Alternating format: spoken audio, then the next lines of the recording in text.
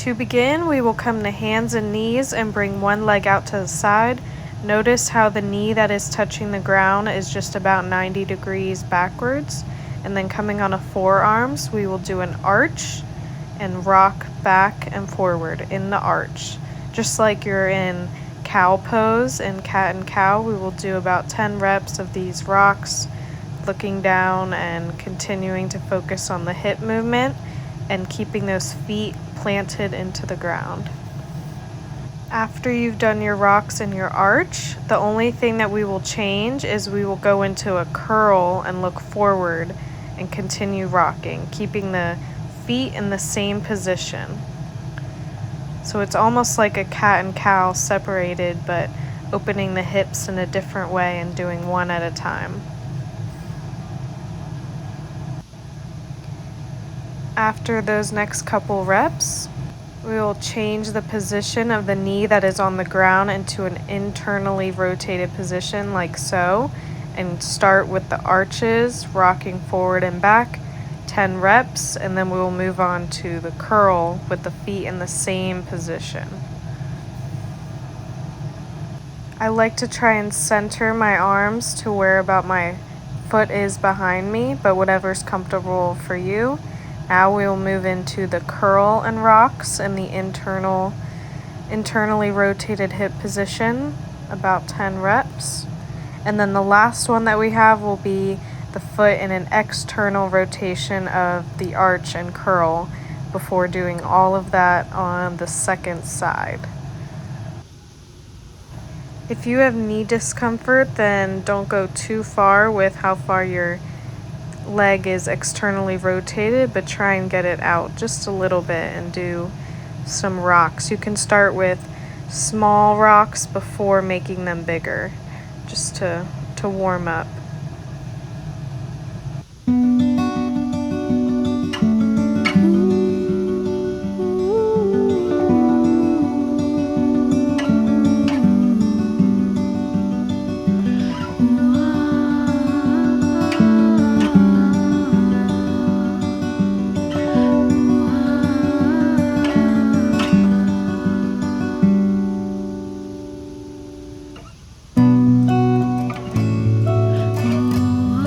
Before doing the arches and curls on the other side, we will go back to the regular 90-degree position of the leg and do an arch and curl on an inhale, and then exhale, just release.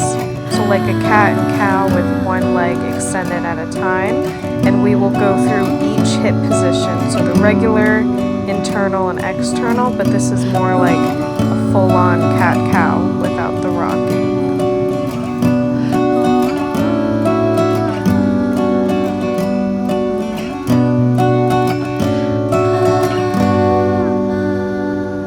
Moving that leg into internal rotation and continuing the arches and curls on the inhale, and then exhale, just release.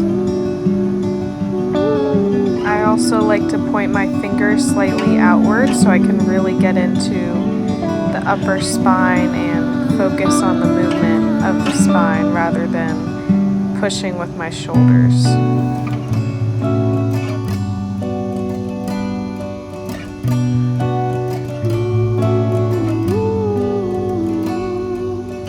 Lastly, here is the arch and curl together in an externally rotated position. I did about 10 reps, and then after this, you'll do everything on the second side.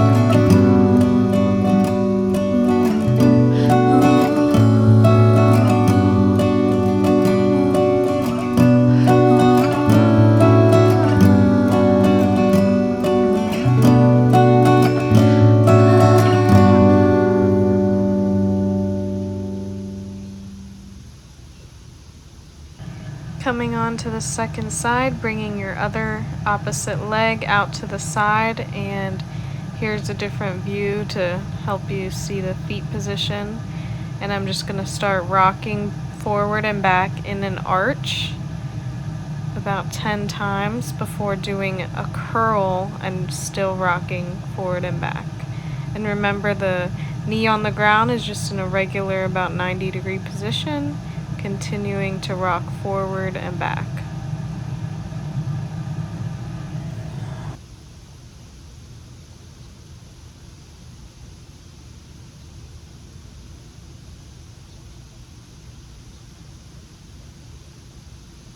Now moving into the internal hip rotation, still rocking in an arch, and then moving into the curl in the same position.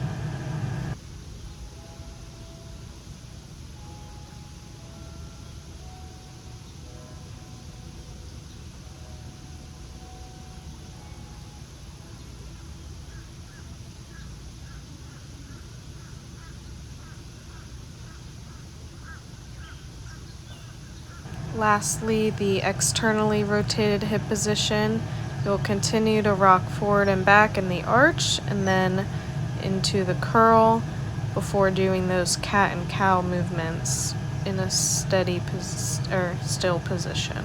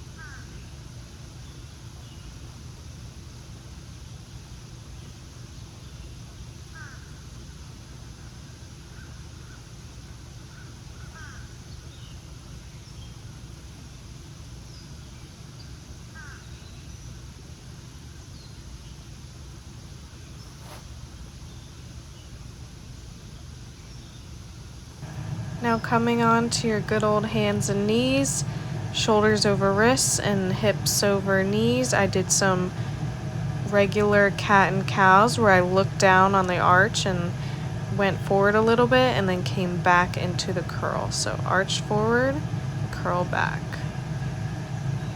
You can do both of these movements on the inhale and then exhale, just release into a neutral spine.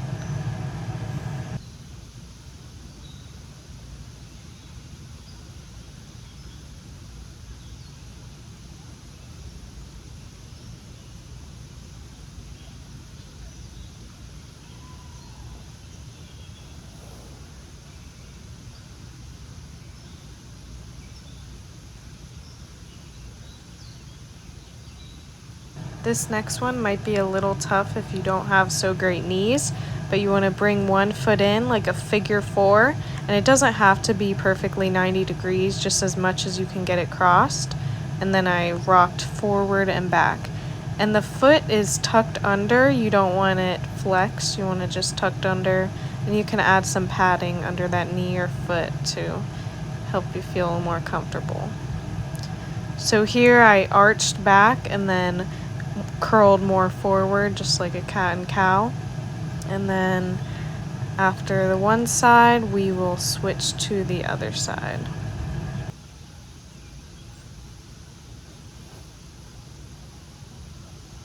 You can see my foot crossing over and tucking right under right there, and then leaning back and coming forward.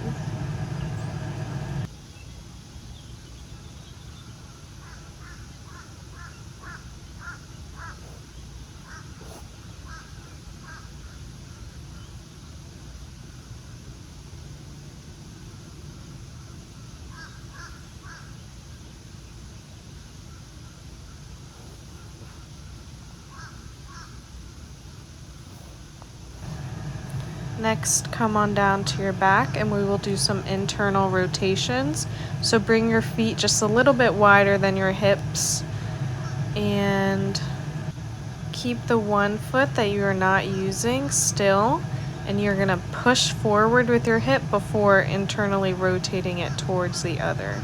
So instead of just moving it right away, we want to push forward with the hip and then bring the knee towards the other foot to make space for the hip. Do about 10 on each side, and if you want to after, you can do a regular windshield wiper where you just move each leg at the same time together to the sides, but I like to separate them to really feel into each hip and see how each one is feeling.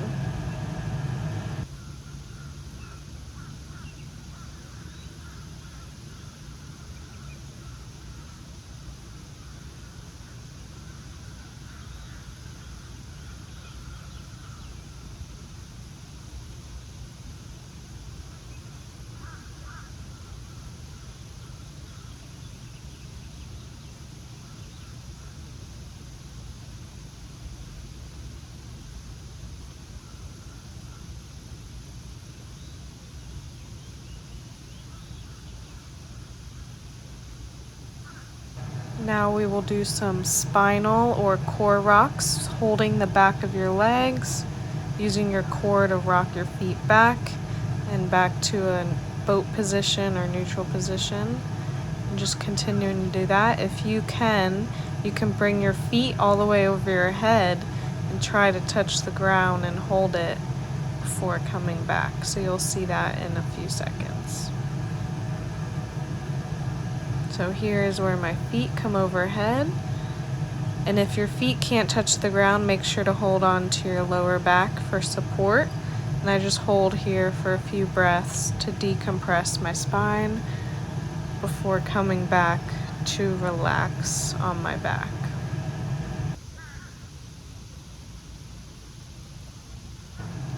So just take a few more deep breaths before just 2 more movements to finish out this leg day mobility or warm-up. Here I'm doing some rotations and coming on back to a seat. Alright, so we are going to be doing hamstring walks, which you can do with or without weights, keeping the front leg flexed and straight and the back leg slightly bent as you hinge forward and scoot forward. And I did about 8 going forward and then I went backwards with the same movement. I really go slow on these because one of the most difficult movements for me is a Romanian deadlift or any sort of hinging movement, as I've used to do them completely wrong in the past and I really don't want to mess up my back. So I really have to focus on engaging the core, engaging the hamstring, and hinging properly.